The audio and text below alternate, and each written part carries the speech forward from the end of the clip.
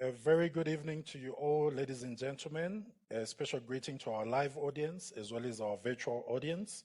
My name is Valentine, and I'll be the moderator for this panel discussion.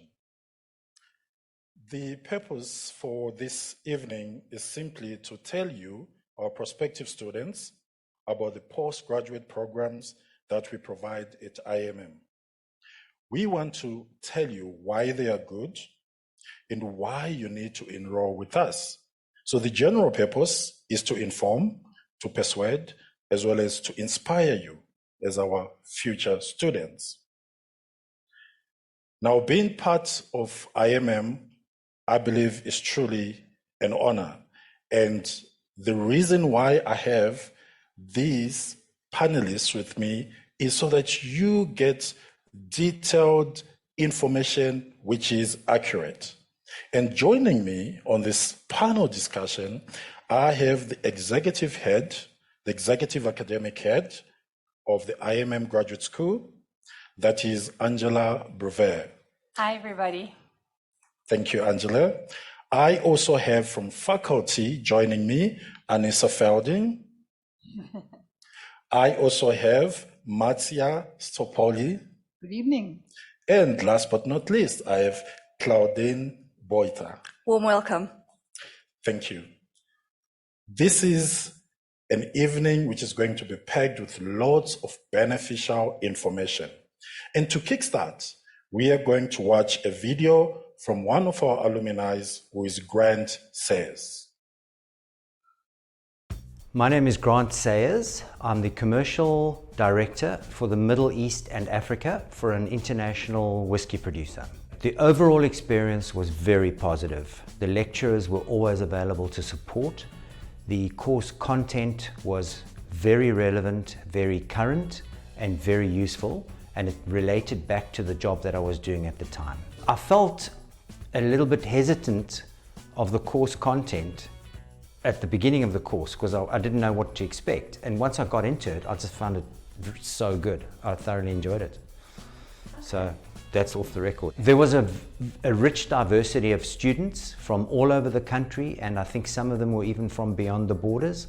All of us got on so well together in an online situation, and it was a very positive experience, I'm sure, for all of us. Ladies and gentlemen, I think you have heard for yourself. I'm going to start with you, Angela. Grant used some interesting words in his presentation, words like relevant, words like current, relating back to his job. I just wanted to check with you, Angela, what is the IMM Graduate School's approach to teaching and learning? In other words, what is the teaching and learning strategy of the institution? Thanks, Valentine. So, as Grant said, what we make sure we do is that our content is relevant, that our students can go into the workplace and know what is happening around them, that there's recognition from the industry as well. And we look at how we put our study material together. It's not just a question of getting textbooks. We curate them. We make sure that it's top of the range stuff that we present to our students. And what we also make sure is that our study material is academically sound, but that it's also industry relevant. So we have that marriage between the two. And I think that makes our studying material so relevant and so interesting for our students. And then we also have academics who are industry experts. A lot of our academics are professors, but they've worked in industry. And that also adds a richness to the curriculum for our students. So if we look at how we approach our teaching and learning, it's absolutely about being student-centered, but it's also about enriching the curriculum so that our postgraduates are thinkers. They have this critical thinking, problem solving, but they're also creative. And that makes the IMM, our postgraduate qualifications especially, relevant for our students. Thank you, Angela, for such a detailed response. I love the word student-centric. Now, I just wanted to check with you, how is IMM Graduate School aligned to the industry? Do you have specific bodies that you have partnership agreements with? And how is this of value to the students? So as I mentioned earlier, we make sure that our qualifications are industry relevant. And it's no good us saying it. We go to industry to ask them, and they endorse or what we call accredit our qualifications. And we don't just go to local industry bodies. We actually go to international bodies. So on the marketing side, we've got a relationship with the Chartered Institute of Marketing, CIM, in the UK. And they went through our curriculum, and they are, well, we call it validate. They validated our qualifications to the degree, excuse the pun, that our postgraduate qualification, the B.Phil Honours in Marketing, if you've got that qualification from the IMM Graduate School, you actually only have to do one module from their side to get a professional qualification from the UK. So they really, really rate our qualifications from a marketing point of view. And then on the supply chain side of things, we have a relationship with the Chartered Institute of Logistics and Transport, also in the UK. And the interesting thing about that is they went through our curriculum with a fine-tooth comb, and they said, we rate this. We think that the people who are studying this are going to be relevant in the industry, and they're going to make a difference. And so we're quite proud of that association we have with those two industry bodies. Then on the local side, we've got the IMM Institute, and Anissa's going to be talking about that a little bit later on, I think, Anissa? Yep. We have a thing called professional development, and our professional development is very closely aligned to the industry bodies. Academic qualifications are critical, but industry bodies keep us real. And that's the employability of our students, is how well we're accepted by these industry bodies. And so we also have an amazing affiliation with the African Marketing Confederation. Now that is actually the parent body of all these institutes across the continent. So it's a double whammy for us, because our students are not only being recognized by industry and being exposed to industry events, they are also so marketable. And with these industry qualifications and industry recognition, they get to rub shoulders with people in industry. So marketability on the one side, industry recognition on the other side. Wow, thank you so much, Angela, for such a detailed response. Now, I love the fact that you started by also talking about the student-centric strategy. Now, I want to check, is there any support system for any student who enrolls with IMM? Lots, in a short answer. I think that my colleagues will agree. Yeah. The days of distance learning have changed so dramatically. The fact that we've got technology to enable our students, we've got an amazing, we call it a learning management platform, where our students get access to all the content. They get access to their lecturers. They do online exams. They have e-discussion forums where they can interact with other students. I mean, it's lonely. And so it's such an amazing opportunity when you get to engage with peers. And I think that was something that Grant also said, is you get to meet students from all different walks of life. And so that's a critical thing for us.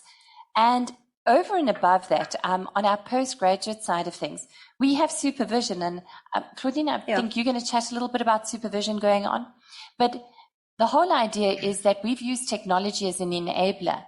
And the IMM students are absolutely, they have the flexibility and the convenience to study because they have work and life demands, but they also have the ability to have access to our e-library, which has thousands and thousands and thousands of academic journals and newspapers and things that, resources that they can actually use for their studies.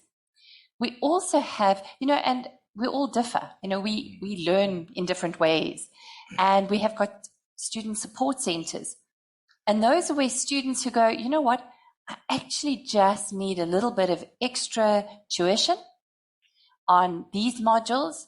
And so they go into a classroom situation and they can have classes. And what we've also realized is with our postgraduate students, because they're working, they love the idea that they could attend these classes online. And so we've got what we call e-tutorials. And the e-tutorials are amazing because people just dial in from across the globe and attend these classes. And once again, I say to you, the support also comes from the lecturers because they are professionals academically, but also from industry point of view. So they are what we call subject matter experts. And even our postgraduate students stand amazed at just the quality of insight and experience that is shared with them from these lecturers. Thank you so much, Angela. As a prospective student, I have the comfort of an extensive support from the institution. And that's what we want to hear as students. Now, marketing is an academic area of focus for the IMM Graduate School. We're going to listen to Grace Herding, who is the CEO of Ocean Basket, to hear her views on the future of marketing. I'm Grace. I'm the CEO for the Ocean Basket Group. I've been there for 10 years. My previous career was actually employee engagement and leadership, but my training was in marketing. So after studying HR for about 3 years at the Wits Technikon, I got into marketing. It was just more dynamic, more exciting, and marketing years and years ago in the retail space, I worked for the Edgars Group, was really dynamic. I think we produced 56 TV ads a year. I don't know how many brochures. And it was really an exciting time, a time when to be a marketer, you had to really just be dynamic and a little bit creative. But boy, have times changed now. When I joined Ocean Basket 10 years ago, the way that the marketing was happening was so different to how we approach it now. And I think the biggest lesson is to keep up with the perpetual changes of the world. So the days of, well, you've got a TV ad and everything's fine, most people are skipping the ad part of TV. And with social media and with people relying on peers more, I think that the way that we have to market has to change. We have a lot to learn from the tobacco companies because they were forced to change how many years ago? 15, 20 years ago. So Ocean Basket's an interesting place. Our marketing budget is really small. It's about 30 million rand a year, which some brands spend in a week. And that forces creativity, it forces engagement. And because it's a tactile environment, it's not a chocolate on a shelf or a car in a workshop or something like that. People are engaging with it all the time. The most important part of our marketing is actually our restaurants and our people. So over the years, we've been really focused on that. And we're not where we want to be, and we never will be, because the minute you get somewhere, that somewhere moves, and then you've got to go somewhere else. So the approach to marketing in Ocean Basket is one of stretching your money, working now with influencers. Very interesting. I watch it on the side. It's an interesting thing. I wonder what's going to happen in the future with influencers, because the consumer knows that those people are being paid. So I think we've got to become relevant. We've got to create meaning for people. If you look at the incredible Dove campaign that was done years ago, How Beautiful Do You Think You Are? Or most recently, the campaign that Heineken drove in bars overseas, where they paid the bars and put advertising on the closed roller shutters. And that was incredible, because what they said is, instead of spending money on outside media, you, the bars, are shut down, it's COVID, I'm going to give you the money. So it's a different world. We have to create meaning. We have to think about the consumer first, and it's not about forcing sales. 10 years from now, I wonder where marketing will be. The one thing I know is that to be a marketer today, you have to have a commercial brain. You really do. I mean, when I was in the true marketing world nearly 30 years ago, I didn't really understand margins very well and the impact of rising costs. I think rentals were more affordable. Today, electricity has gone up over the last 3 years by 75%. Oil's just gone up by 46%. So I think the marketer of the future is truly the voice of the customer. And we've been talking about that for many years, but we haven't really done it. And that person in your company is the person who's got to keep you informed and close to the customer, really close to the customer.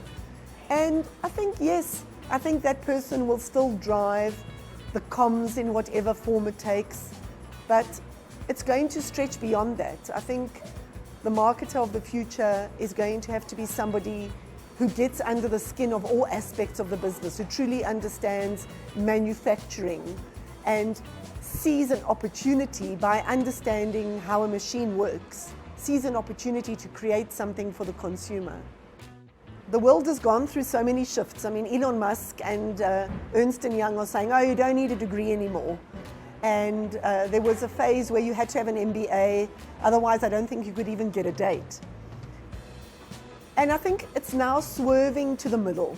So would I employ a marketer without some form of marketing qualification? No, I wouldn't. And the reason for that is there is so much that goes into being a strong marketer, and you need to learn that stuff. You need to learn behavioral economics. You need to learn psychology. You need to learn business. You need to learn consumer behavior, media studies. How do you really appeal to journalists? And those things you need to learn. Do you need to learn them full-time or part-time? I think it's up to the individual.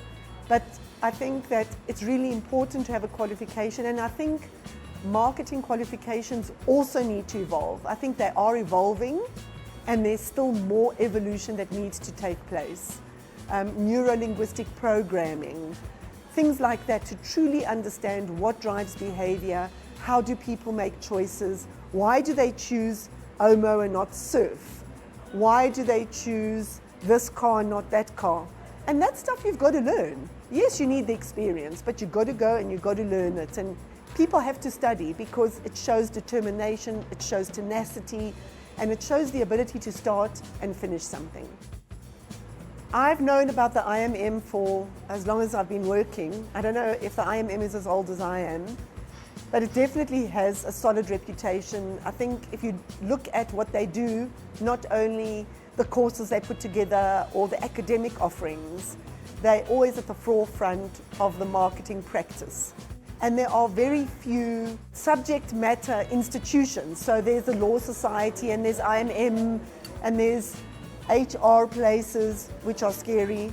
HR people are scary, where you're not really sure if you can go for advice, but certainly to pick up the phone to the IMM for anything, even to come in and do a short course with our franchisees on marketing. I mean, I wouldn't hesitate. The person that we look for to head up marketing is somebody who we actually term a brand and marketing specialist. And it's a very interesting environment, Ocean Basket, because you have to be personable, you really do. To be in a marketing job, you can't be a theorist, you can't be somebody who's going to blabber numbers. You have to be able to put on your uniform, get into a restaurant, sit with waiters, understand how a consumer engages with a menu, understand what goes on, engage with franchisees who are under enormous pressure, then to be able to assist the business in business-to-business marketing, because we're looking for investment from franchisees. We're looking to inspire waiters. So we look for somebody who really is going to be at the center of the business. The brand and marketing person rules in Ocean Basket, because that person brings everything together. They are the ones who have to see the store design, the people, the advertising, how we're engaging with franchisees, our interaction with landlords. That person's got to make sure that we look reputable, sincere, and generous wherever we are and whoever we're with. The experience that I got from working in marketing for nearly 16 years was the best experience of my life, because it taught me to analyze, it taught me to look outside, it taught me curiosity. So I think the world of marketing and what it means to me, and to understand the power of it, is everything that's been in my background that's led me to where I am now. Because every conversation I have and every meeting I have, I always ask the question of how is this going to be relevant? My colleagues hate me when they develop internal comms messages that says, we have something, it is really nice. I always shout at them because it's not about us. It's about saying, we know that you need it and we've got it for you and we're going to come and bring it to you. So it's been the most incredible foundation for my career, even in the employee engagement space, because there's no difference whether you are attracting and retaining employees or consumers or great suppliers, it's all the same. Wow, what an amazing, insightful presentation from Grace. She brought in a whole lot of concepts, the changing of the global marketing landscape, how companies are looking at creativity, all those aspects. I'm now going to turn to Claudine. Claudine, how are these concepts that Grace has been elucidating, explaining to us, how are they realized or incorporated in the IMM marketing postgraduate programs? If I could just interrupt. Yeah, sure. There's nothing fishy about their marketing. I mean, that is just next level. Yeah, she's brilliant. And I want to add to that, Angela. I was just thinking whilst I was listening to her, when I finished my honors in marketing many moons ago, it was still, what was that newspaper, PNet, or when you looked for jobs? Yeah. And then they were looking for a marketing manager. Own transport necessary. And I thought, okay, so you want me to go from company to company or potential consumer to potential consumer to sell?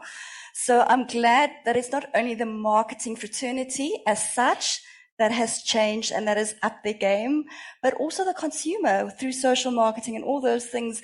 They watch the marketers with a big fat, what do you call it, a microscope? No, not a microscope, magnifying glass.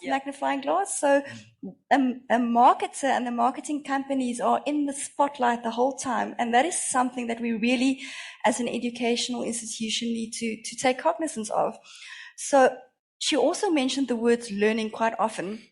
And the IMM provides 3 different postgraduate courses in marketing that addresses that learning concept. The first one is the BPhil Honors, which I'll talk about a little bit more. We've got the postgraduate diploma in marketing, and then the IMM also presents an MPhil in marketing. So those are the 3 avenues of postgraduate marketing learning, like Grace has talked about. The second thing that hit home for me from her discussion was the fact that the creativity issue. Okay, so many people think, Valentine, that academics are boring, and some, I guess, probably are. There are a few. But we believe that we bring in creativity in the content that Angela referred to, ensuring that we connect with industry the whole time and bring that into our content. But we also practice creativity in terms of the technology that we use, the e-master classes, the e-discussion forums, and we'll hear about that just now from more alumni. But the other thing is our assessments. Our assessments are quite hard. And I'm saying that categorically because we believe that quality is so important. We want to be proud. If you walk out of the IMM door, you have to be proud that you've earned that qualification. And we use various creative ways of putting assessments together. We've got essay type of questions, and we've got peer reviews, where we've got workshops, and we've got infographics, and sometimes there's a report where you need to, for example, create or recommend a strategy. So we try to keep the interest of the student in that way as well, by providing them with a range of assessments, because that also each assessment has also or provides or requires rather a different way of thinking. The other thing that Grace referred to, for me at least, was the variety of marketing issues. She's talked about customers, she talked about knowledge, she talked about learning. So the variety of modules that we present, from brand to digital to marketing metrics, That's going to give your students a holistic view of the marketing industry and all the facets that touch on marketing. And that is going to give them grounding in the marketing field so that when they go out there in the workplace, they can actually use this knowledge correctly. One of the things that she did say as well was that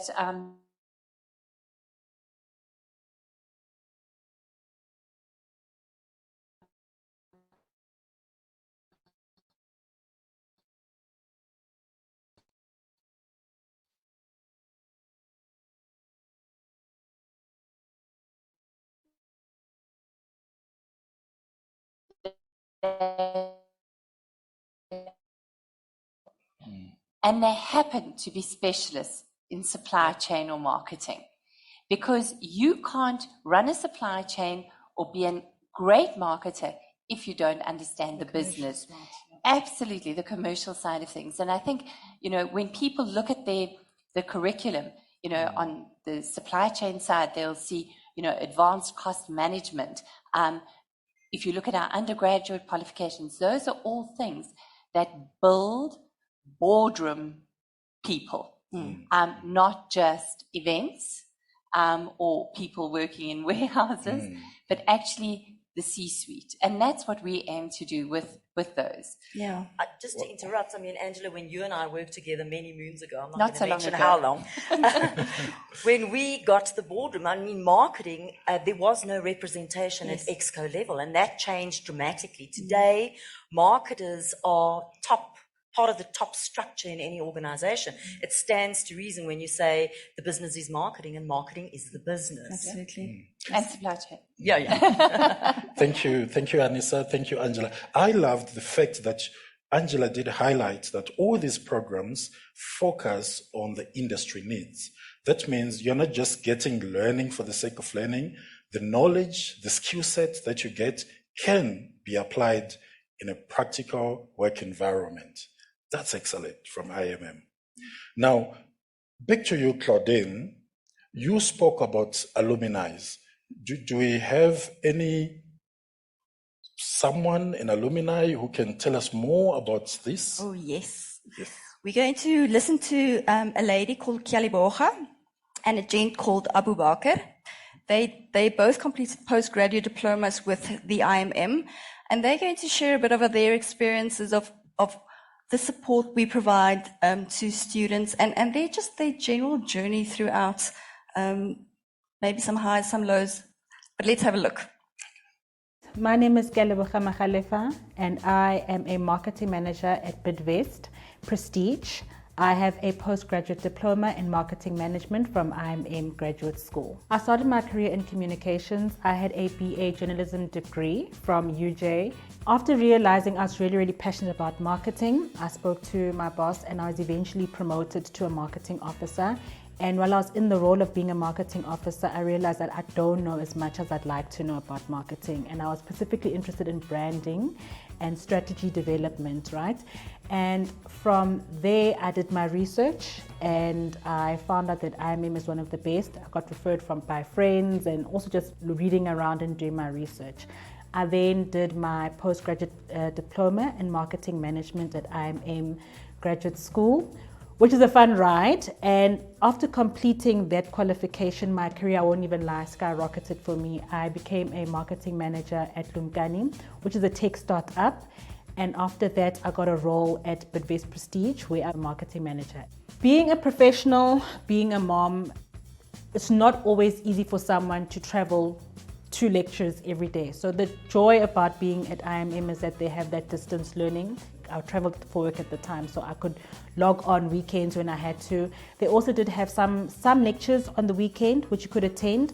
I love the fact that there was sort of like a pacer, so you would know by next week what you need to have completed. When I had queries or questions, it was always easy for me just to pop an email and someone would check it for me. One of the best things I'd say about IMM and actually just being a student there is the fact that you get to network with industry professionals. When I would go to lectures, at the time I was still a marketing officer, I had some of my classmates working big positions as marketing managers and marketing executives. So I think leveraging off those kind of people, sharing the experiences, being able to understand how your career can go, that is a huge motivation, and it's something to keep your eye on the prize, you know. Being a single mother, sometimes, you know, it can be challenging, but having an IMM qualification has definitely opened up doors for me. Now I am on my second management job from having an IMM qualification, and it provides my daughter and I with a beautiful lifestyle, something that we can enjoy. My name is Abu Bakr Hassam. I am currently a category manager at PepsiCo South Africa. I completed the postgraduate diploma in marketing management in 2020. For me, the benefits of studying a postgraduate diploma through IMM was that I initially studied BCom Finance as my undergraduate degree. And when I entered the corporate world, I found myself gravitating towards the marketing world. So in order to get a more rounded knowledge on marketing, I decided to complete a postgraduate in marketing management.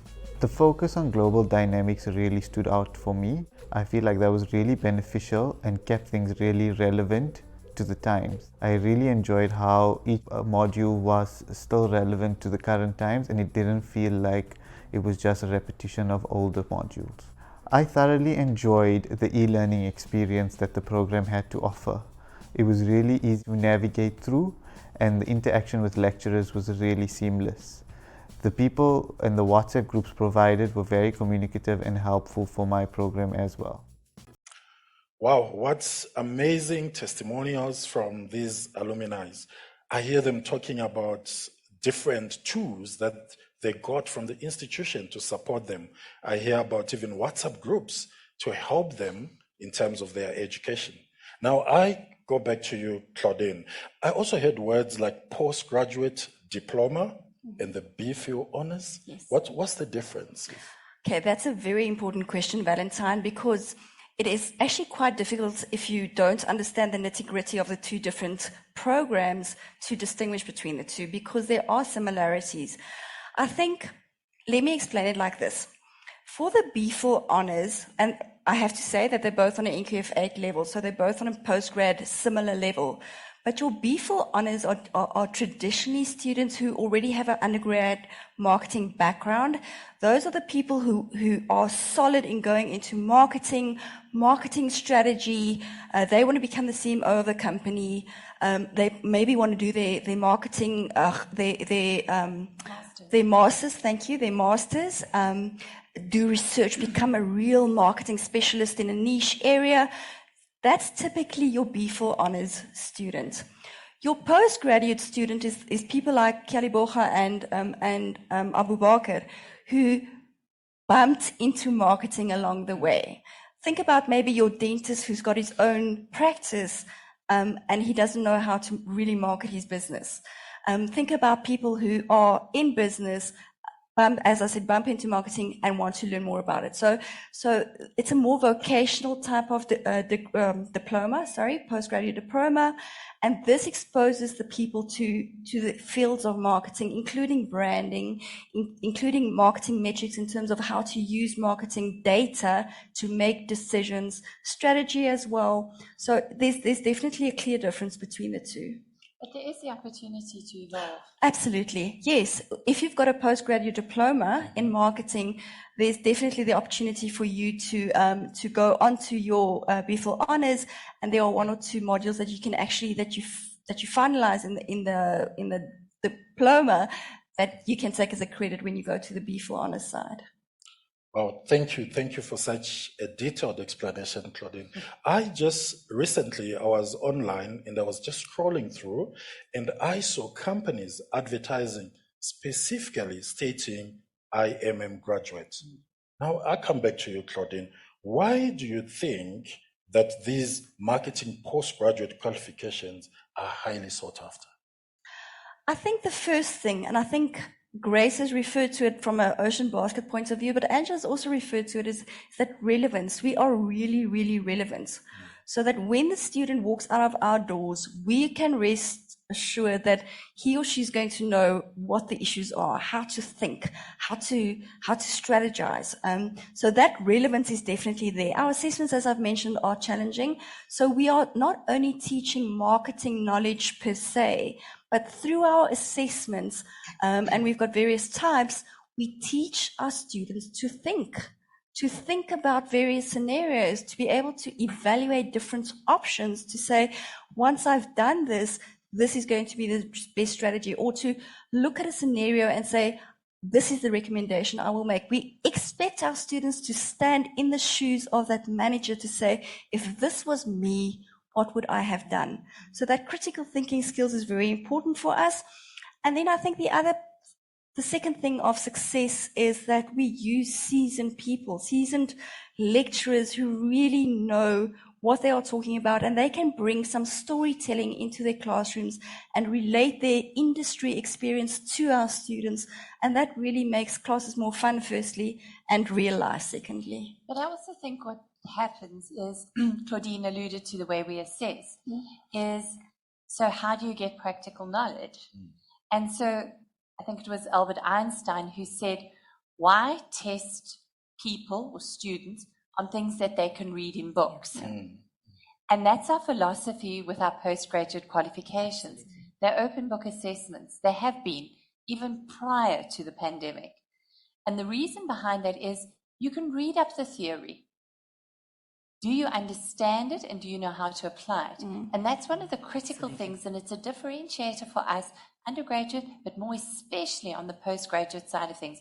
Students are presented with complex case studies, and they then have to take this theory and these models and actually go, okay, how do I apply it to this scenario?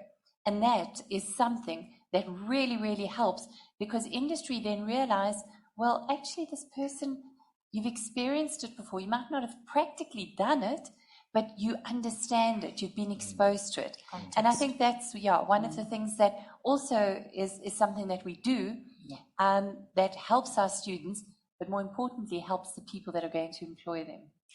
If I may add to that, Angela, I think also very important, funny enough, Motsi and I were talking about it earlier today, is where we teach students to have a holistic view. We also talk about the business environment to take a lot of different issues, not only a little bit of marketing or a little bit of brand or a little bit of this, or to have a collective view of everything that's happening.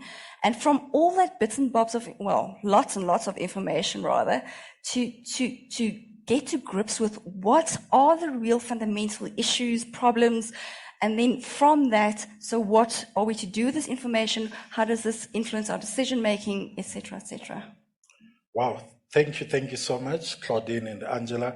I think I pick what actually the great thinker of the 21st century said, Albert Einstein, that for us to change our circumstances, we need to be able to think. And common sense is not so common. I think we can see from the challenges we are seeing on a day-to-day basis. Now, I think we have learned quite a lot about the IMM programs that we have on offer. We are going to watch now an insight from Mohammed Variava, and this is the head of supply chain at GlaxoSmithKline. After that, I'm going to go to Matsia, and Matsia is going to tell us more about supply chain management program. Hi, my name is Mohammed Variava. I'm currently the head of supply chain at a company called GlaxoSmithKline. We're a consumer goods health business, so making toothpaste and making some over-the-counter medicines. Prior to that, I've worked for a company called Kimberly-Clark, making toilet paper and diapers.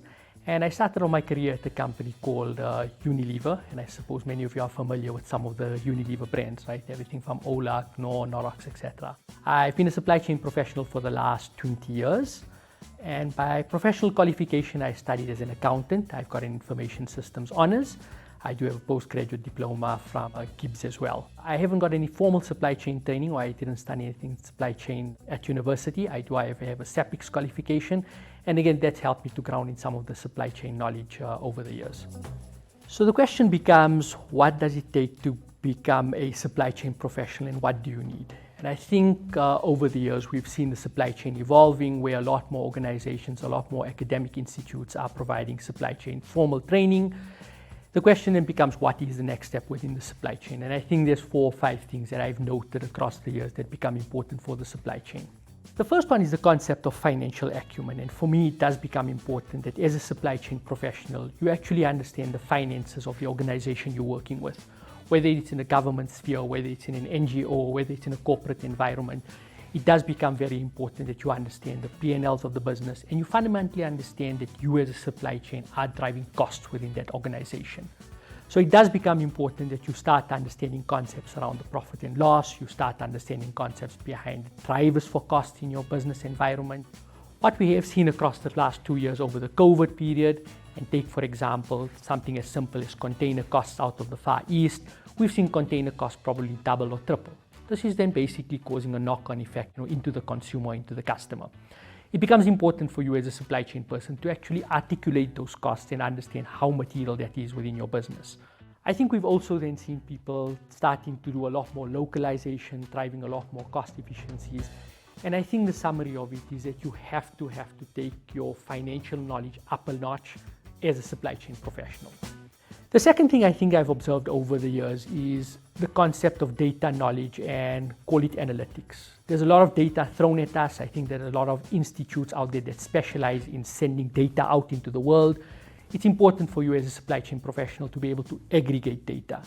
And it's no longer just a case of using impressive spreadsheets. I think we've moved a little bit beyond that. The reality is how you're embracing some of the AI and some of the technology out there.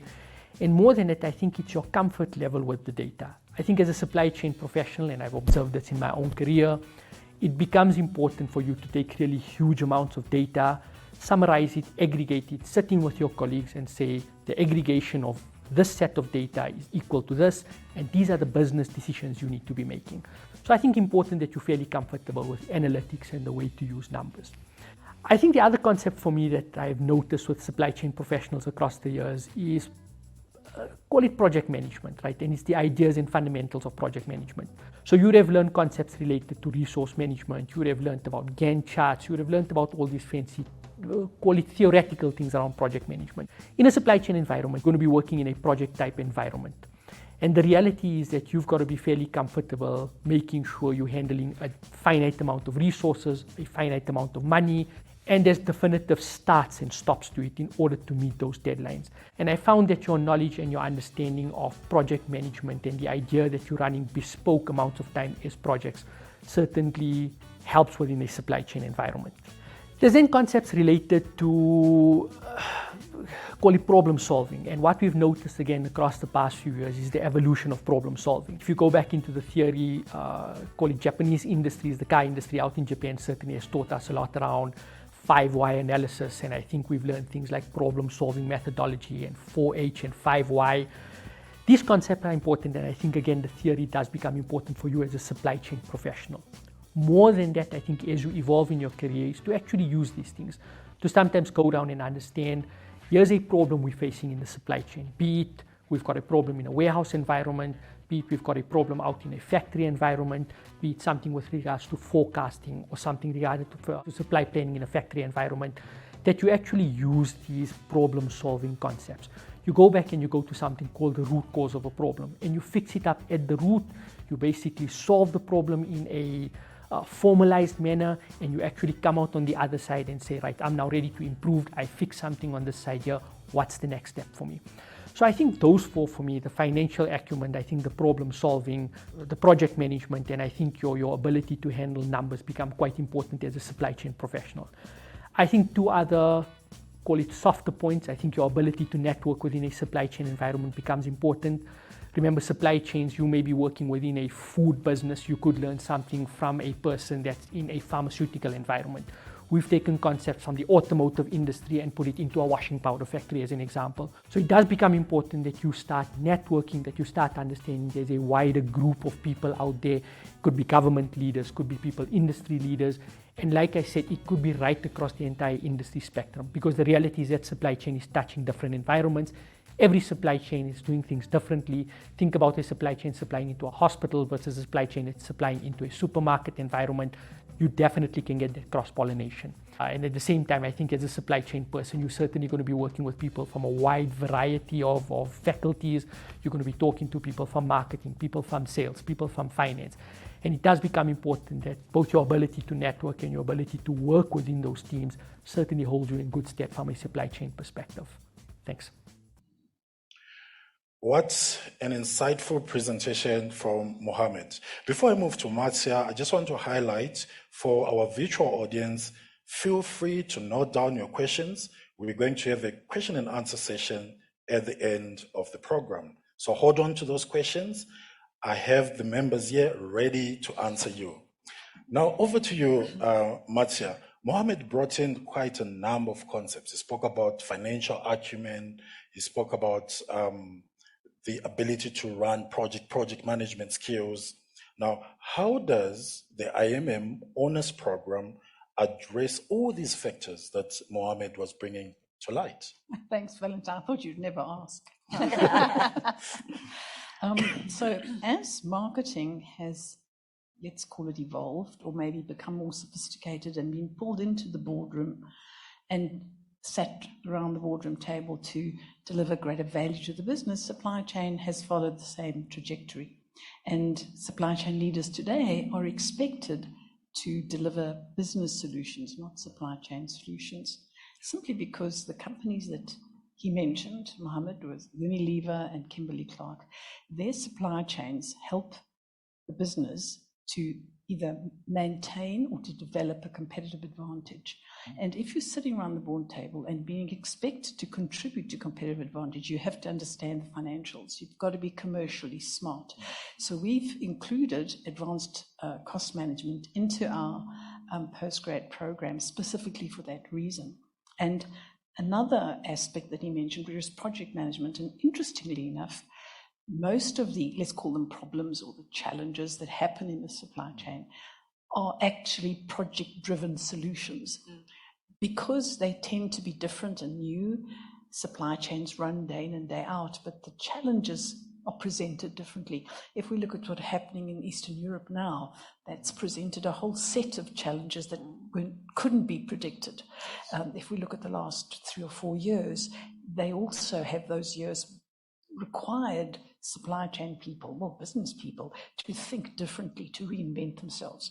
So being able to manage a project and understand how to bring solutions from or to the situation is something that we deal with in our business process module and in the Honors Program, where we work with case studies. Angela mentioned case studies and the complexities that are delivered in a scenario, and creating an environment where a problem has to be solved. So honing those problem-solving skills, bringing in the financial acumen, and I think you have a financial in your... I do. You have a financial module too. So bring all of those, that well-rounded thinking into a situation and be able to develop so that when you do go out, those developed skills you can play out in the workplace rather than be learning them anew.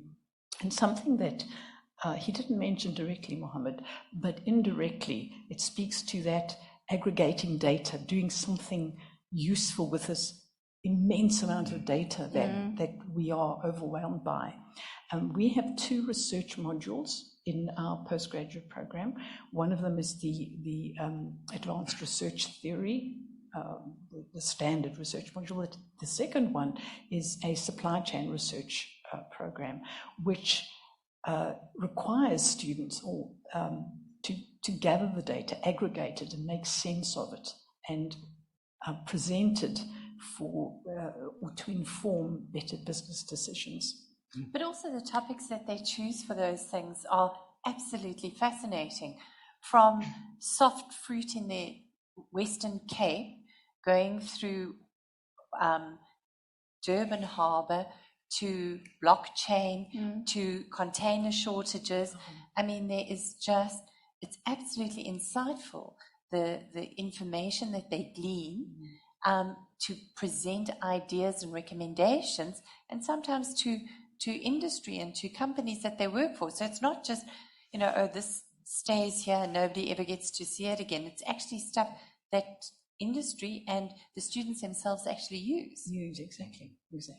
Yeah. Wow, Matsia, what a detailed presentation that you just gave us. I, for one, would really love to be in your class. I'd love to have She's you a in my brilliant class. lecturer. Yes.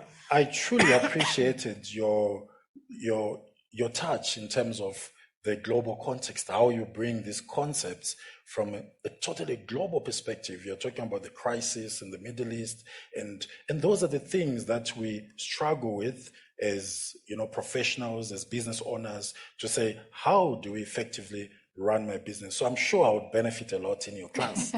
Thank you so much. Now, Mohammed spoke about networking, and nowadays we also talk about relational capital. Maybe you could just elaborate a bit about that? Sure. The power of networking? It's something that Angela touched on, and that's the ability to leverage the strength of the herd. So a lot of stuff happens in supply chains. Each supply chain plays out a little bit differently, but the knowledge, this body of knowledge that's gathered either through the professional bodies or through other networks. And today's supply chains don't operate as a single supply chain, as one chain. It's not so linear. They're networks of change, simply because they're areas of specialization. If we look at Unilever, they can't possibly have specialization in every aspect of the supply chain. So they work with supply chain partners and members that bring in expertise, and perhaps that's in 4PL, the fourth party logistics, and leveraging this network brings knowledge that you don't have to go and dig out and winkle out yourself. So the ability to network, which requires two sets of skills, hard skills and soft skills, and I think you, in your professional development, you'll touch on it. Those skills are absolutely essential to be able to grow yourself as a professional, but also to respond and to these situations that happen daily in the business. And what this evolution, or what this exposure does, it creates individuals, professionals that are more resilient and are more agile in thinking and in acting and bringing solutions to new and different problems. Matsia, may I ask you a question? Yes, of course. This networking thing, by lack of a better word, is this a new thing? Or has that always been the case with supply chain? Well, I think it's been more formalized now. Okay. One thing that's changed, and the change has been driven by marketing, because previously marketing was about, they are the enemy, they're the competition. I can't deal with them. So the supply chain people can't talk because they're competitors. But actually, you can learn from your competition. So there's a concept called co-opetition, which is working with the competition to actually find new, that's not to steal business from each other, but to use the knowledge gained there to prevent you from making the same mistakes. So it's not really new, but I think it's more formalized now and more acceptable to say, yes, we're Unilever, but we don't mind talking to Kimberly-Clark, even though they compete in certain spaces. But that happens in academia as well. That's the collegiality of academia. So we work with public institutions, we work with private institutions, we work with institutions overseas, other academics, whether they sit on our academic board or our research committee. And in a way, they're competitors, but for the greater good of higher education and for learning, we collaborate and work with them. Yeah, and something quite interesting that kind of triggered when you asked me that question, Claudine. One of the things that didn't happen before was that supply chain people didn't talk to marketing people, they didn't talk to salespeople. Now, if the supply chain has to remain relevant, it's got to know what the customer wants, what the consumer needs. And the best people to ask that is your marketing and salespeople. Because if they have the answer, you can deliver on the marketing promise so much more effectively. Thank you. Power and demand. Absolutely. Matsia, I am sold out. When is your next class? I need to be in that class. She also marks the exams, right? Thank you so much. I truly appreciated your understanding of the global landscape and how you were weaving in supply chain management into the marketing aspect. And those are areas that are almost gray areas, areas that people struggle with, and areas that people need more knowledge, more information on.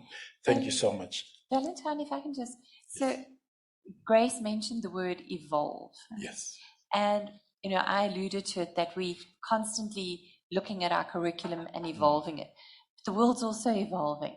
And so one of the things that we do is look at the curriculum and see how we can keep up to date and sometimes look ahead and see what is happening and what the next thing is that our students need to be geared up to do. Absolutely. You know, and if I think of supply chain, I mean, the IMM was quite revolutionary in terms of offering marketing and supply chain and offering marketing and supply chain together at an undergraduate level, because we saw the thing. We saw that that's what was going to happen, is that relationship and the connectedness from a business point of view.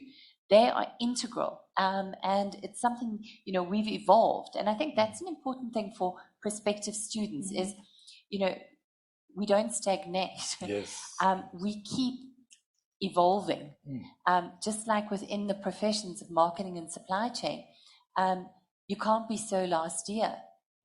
And I always say we have to produce graduates who are industry relevant now, but also academically and thinking cognitively relevant for the next 50 years.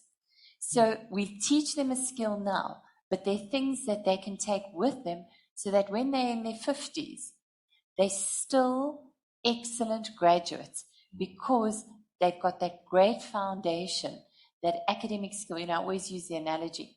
When I did my degree, if it had just been on skills for the here and the now, I would have been a telefax marketer. And where would I be today? Exactly. So I think that's very, very important, is evolution, relevance. Those are things that are happening in the supply chain world that we are watching with hawk eyes. Wow, wow. Thank you, Angela. So I now understand as a prospective student that all these programs are relevant, all these programs are progressive, and all these programs are always evolving. Wow. What an amazing institution. Now I come to you, Anissa. Besides marketing as well as or supply chain on a postgraduate level, what else does IMM offer to students? Well, Valentine, centre to everything we do is our student, of course, and what you've heard is all the technical skills. I'm going to tell you a little bit more about interpersonal skills and closing the gap for a student from leaving the university to entering the workplace. So centre to everything we do is to try, in terms of the two programs or two initiatives I'm going to tell you about now, very exciting. They were launched in the last 2-3 months and are really innovative, I think, in the industry. They are. Yeah. Then there's no other university at the moment that offers interpersonal skills plus your technical skills. So what I'm talking about is giving the student the opportunity to improve themselves at every level and make sure that they remain industry connected.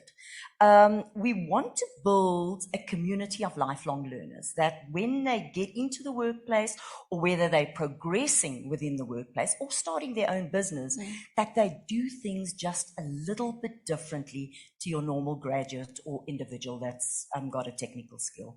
So it's also job readiness. Absolutely. Yeah, absolutely. Job readiness. But so what I'm talking about is an initiative called the Professional Development Initiative, and then also the relaunch of the Institute of Marketing Management. Wow, Anis, I'm already excited. And we do know that companies nowadays, it's not only about the IQ, it's also about the EQ, emotional intelligence. But you mentioned something quite interesting, professional development. It's my first time to hear this word, and I'm sure I speak for many. Maybe tell us a little bit more about it. Absolutely. I'm totally passionate about this. I mean, you know, for me, learning, getting a degree is one thing, but building on your personal acumen, your ability to stand up in a crowd and talk, your ability to be professional, not only in your speak, but in how you present that report that my colleagues were talking about in terms of those assessments. That's finer detail that really refines the individual out there. Imagine in today's world, we are all, when you apply for a position today, very different to many years ago, you are at literally 1,000 individuals at a time plus applying for a position. So you need to ask yourself the question, what is going to give you the edge above those 1,000 applicants? And I like to believe it's in how you carry yourself, your EQ you mentioned, your interpersonal capability in terms of being able to think on your feet immediately. And we refer to them as, well, the industry refers to them as soft skills. I know Angela likes to... Critical skills. Critical skills. And they are. You're not going to get employed if you don't have them. In fact, they are critical skills. So, and they're so critical that you have to continually build those. I mean, I'm not going to give away my age, but I... 35? Oh, no, Angela, 25. But you have to continually learn. You're never too old to learn. So I always say to myself, I give myself a little bit of a gap. This year, I might be learning a skill that's got nothing to do with my work, but it's got something to do with building my capability from a personal perspective, whether that being able to interact with my peers, being able to stand up and talk in public. That's a tough one. I mean, you're a public speaker. We can see that. That takes a certain kind of skill that you don't get from your technical qualification. So professional development is an initiative that provides you with a whole different amount of stepping stones that you can pick from to build skills that where you've got gaps. And I'll talk about them a little later. I know your next question is going to be about, so what is the detail? Am I right? Yes, true. What I've also noticed now, Anissa, is gone are the days where one just sits in an office and... So you sit at home. or at home all alone. And you are this oasis of wisdom. You don't interact with anyone. We have gone past that stage. Now, Anissa, this initiative, what are the soft skills? Critical. Critical, according to Angela. Critical skills. Let me just quickly take a step back and tell you a little bit about the practical side of this course. It's actually not a course, but it is an initiative. It is in addition to what you learn through your technical skills through the IMM. The whole initiative lasts for the duration of your learning journey with the IMM. There are 3 levels.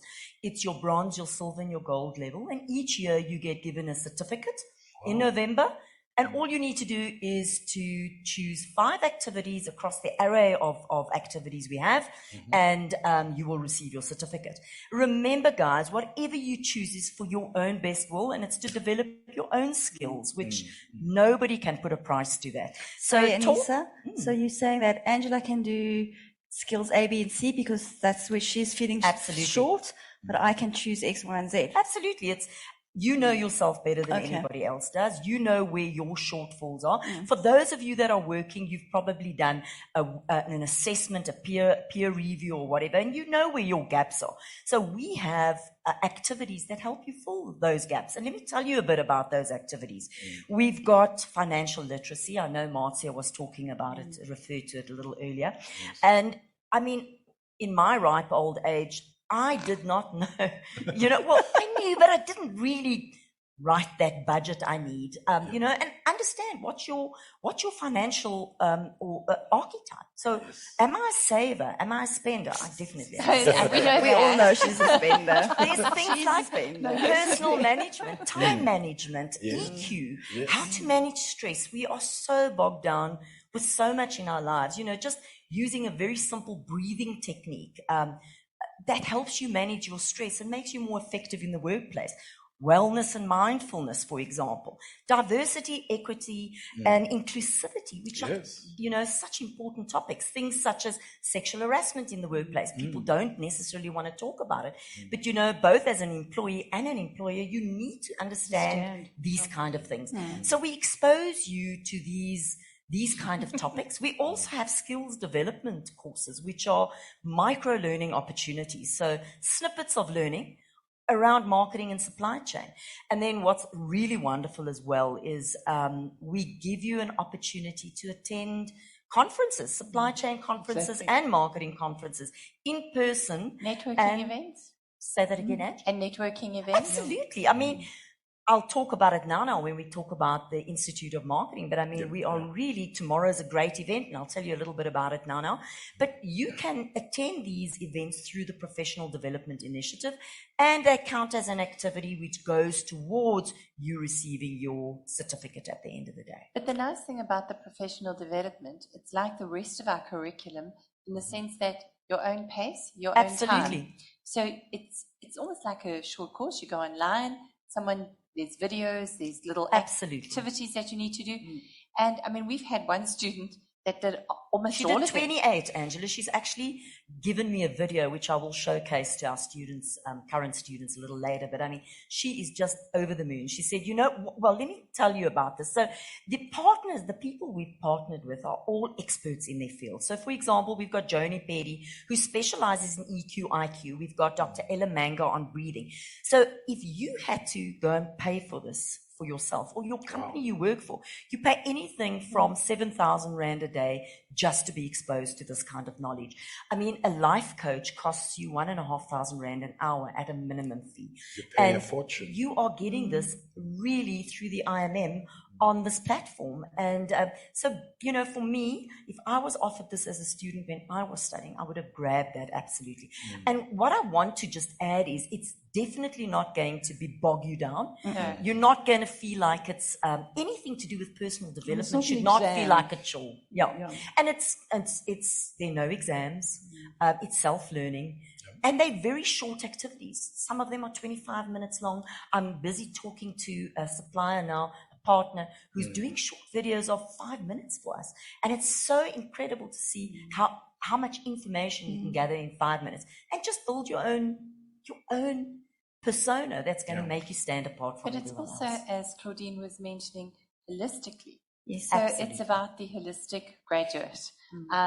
We look after your academic, we look after the industry, but then there's also those additional skills that we believe will give you the edge when you're applying for your job or being promoted. How to build your own brand. You've got 3 seconds to make an impression. How do you do that?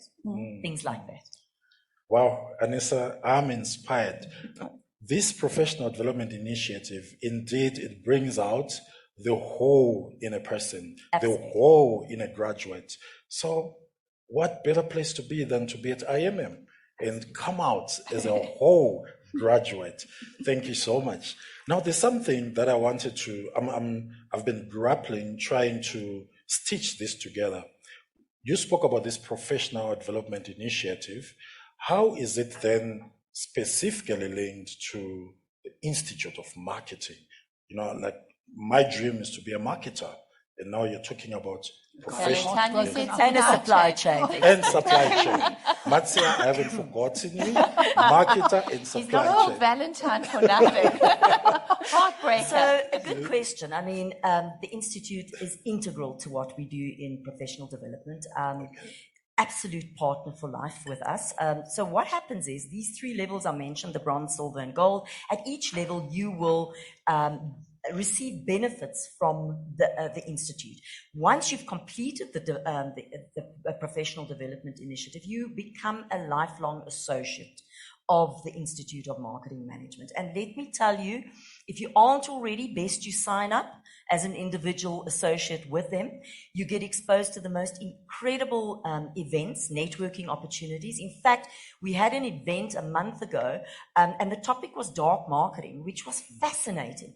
And in fact, our second event is tomorrow. And I think, Angela, if I'm not mistaken, the theme is about, is it time that we declutter the 16-year-old advertising space? I mean, that is so relevant to our world at the moment. So yes, they are key to what we do, that we have benefits that we share for our members, and watch the space with the Institute. They're going to go from strength to strength. And it's the Institute is the platform to remain industry connected as well. Wow. Thank you, Anissa. Thank you so much.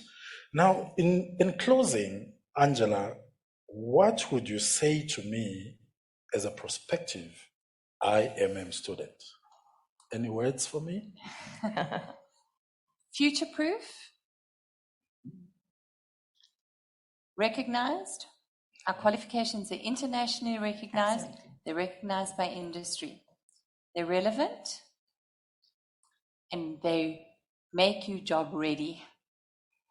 And linked to that is we are ready for you. Absolutely. So please send us your questions, and we'd love to have you on board as an IMM graduate.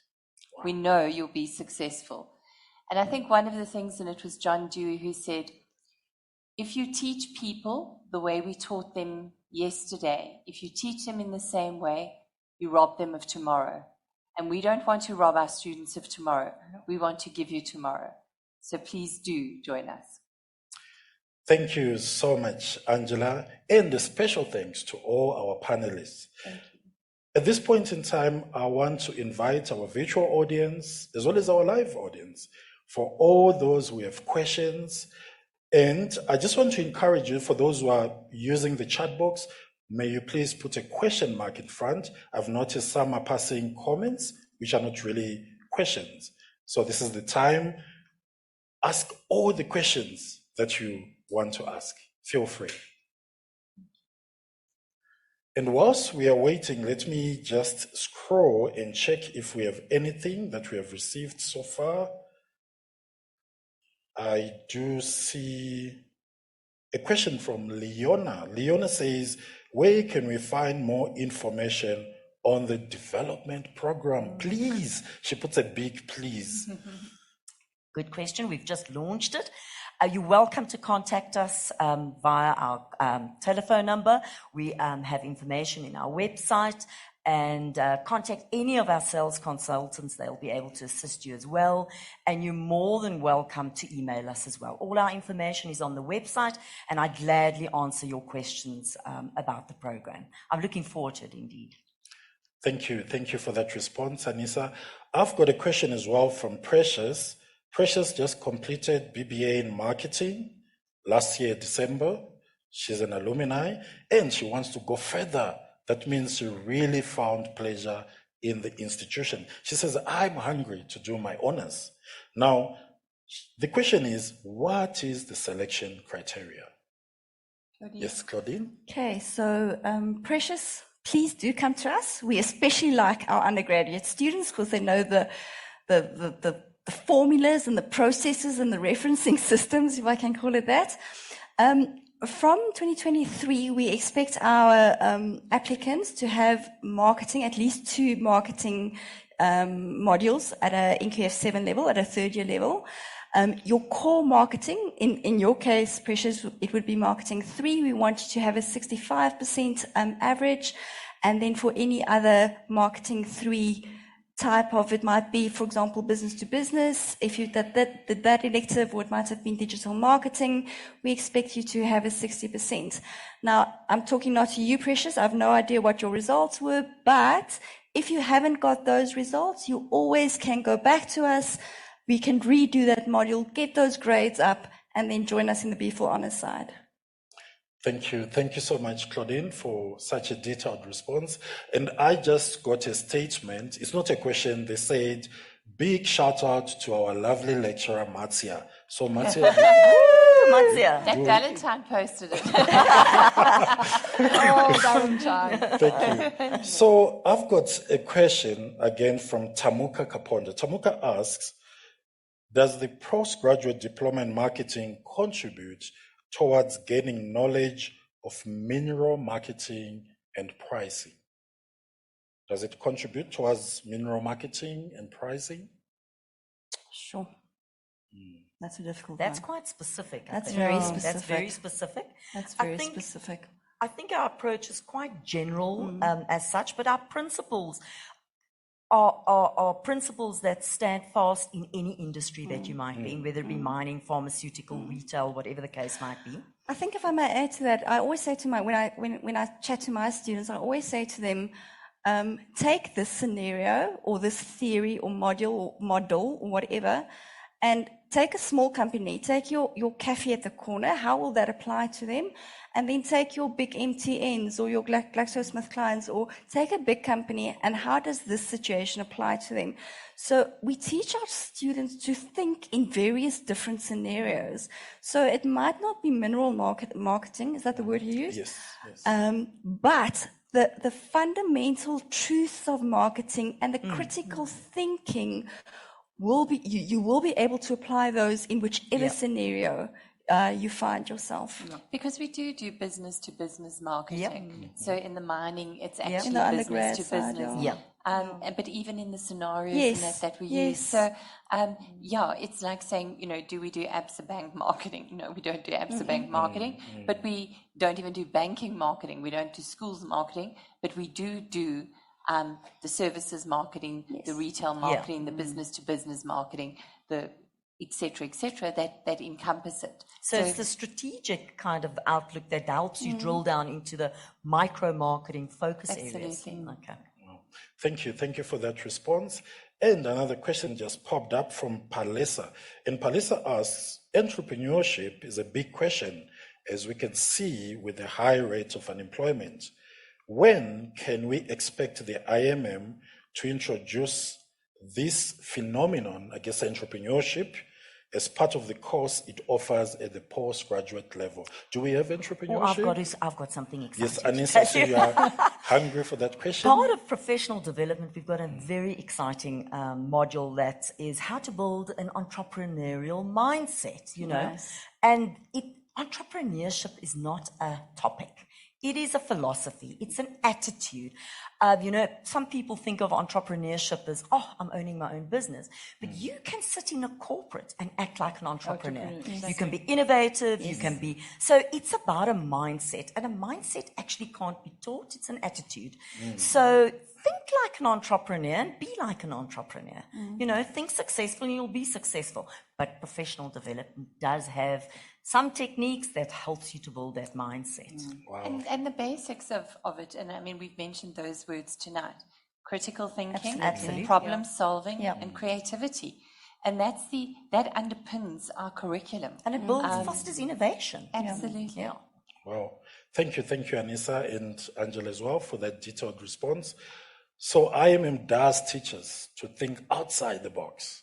What box? So there's no box. No box. There's no box. Think big, in other words. Yeah. Thank you so much, Angela. I've got another question. This is more about the programs we have. And someone asked that if we complete the degree, that's Kim, then go on to the postgraduate diploma and then the honors. She's asking the sequence. Do we first do the degree, then postgraduate diploma, then the honors? If you already have a degree, whether it be on the supply chain side or the marketing side, you can, if you've got the degree, then you can certainly go over to do the honors. Definitely, yes. You don't have to do the postgrad. After that, it's masters, isn't it? Yes. After that, on the marketing side, you've got the masters, but you don't have to do the postgrad first and then progress to be for honors. No, it's not necessary. Okay, thank you for that response. I think the next one is for Angela. When will you be introducing online applications instead of manual forms? So the honors programs are interesting because it's not just an open application. We vet and we go through quite a rigorous process. So yes, in terms of supplying the things online, we're working on that, not a problem. But on the masters, for example, we interview the prospective candidates. With the honors, we look at the CV, what they're wanting to study, motivation letters, we look at their marks, etc. So it's not such an automatic process. It's actually by selection. So yes, I think, to enable it to maybe be a little bit easier, we can absolutely look at that. But for us, it's more about a detailed, rigorous, not just a box-ticking exercise. If I may add to that, it's not necessarily to do with whether it's a manual or a technological application. It's also important when you do the B4 Honors specifically that you follow a thought process, if that is the right word. You need to have fundamental knowledge in marketing. I'm specifically referring to your strategic marketing and those kind of things before you go to your research, because your research is quite challenging, both from a time perspective, from a critical thinking perspective. So we want our students to be grounded in the marketing knowledge and the thinking processes already before they then go through to the, I don't want to call it higher level because they're all on NQF 8 level, but the other modules which we find from experience students generally struggle with. So that kind of guidance to the students are very important for us, because otherwise they fail and they become despondent. So we want to be proactive to say, let's guide you through the process so that you make a success of your studies. Absolutely. Thank you so much, Claudine, for such a detailed response. We are slightly running out of time, so I'm going to take one question, and this question is about project management. And Princess asks that project management is very theoretical in the degree. How can I have, how does the honors program, how can the honors program have a little more practical approach? So I think if think she's Matsia, looking on the supply chain side of things, or we use case studies. Angela mentioned it. Oh, yes. And the case studies all create a scenario, and each scenario is different. And analyzing the event in scenario and applying the techniques of project management to that scenario to be able to address the problem, find the solution, launch the new product, whatever it is. So it's not, project management is anything but, once you have the basic skills, delivering on the project is what they learn to do or practice at honors level. Wow. Thank so you. the undergraduate is the theory, it's the grounding, versus the application. And I mean, project management is an interesting field, because you've got some project management specialists who actually believe it should be a postgraduate qualification, because you can only project manage as an engineer or as a marketer when you understand marketing, or as a supply chain manager when you understand supply chain. Then you can manage the project. But if you don't understand the deliverables within the area of specialization, you're not great. So it's always been an interesting thing for us. And I think what maybe just for the person who asked the question, we're also looking at technology, because project management is software is actually being used more and more.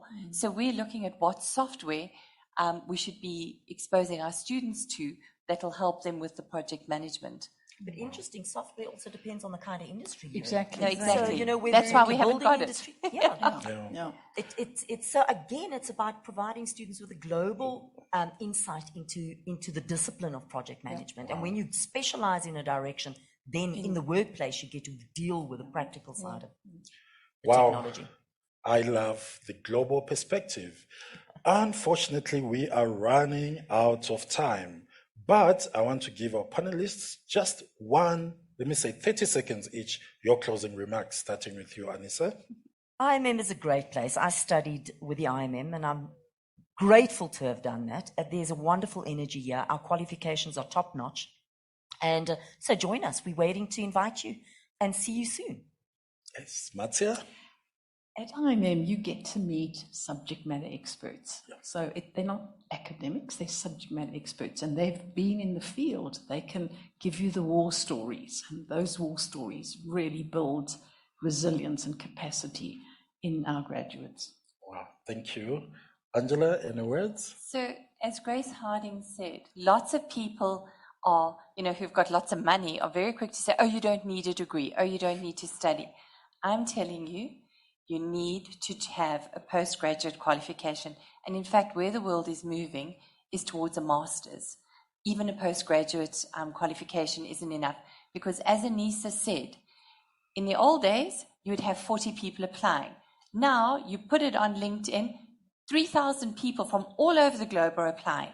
What makes you stand out? Your qualification will be a door kicker to get in, undergraduate's not going to be enough. You need to have at least an honours or a postgraduate diploma and preferably a master's. To be promoted within a job. Yes. Promotion, yes, absolutely. If you want to move up the ladder, the corporate ladder, you definitely need those Thank you, Marcia. qualifications. Yes, thank you, Angela. Claudine, any closing remarks? Yes, definitely. I would say, yes, the knowledge, be it supply chain or marketing, the knowledge is the one thing.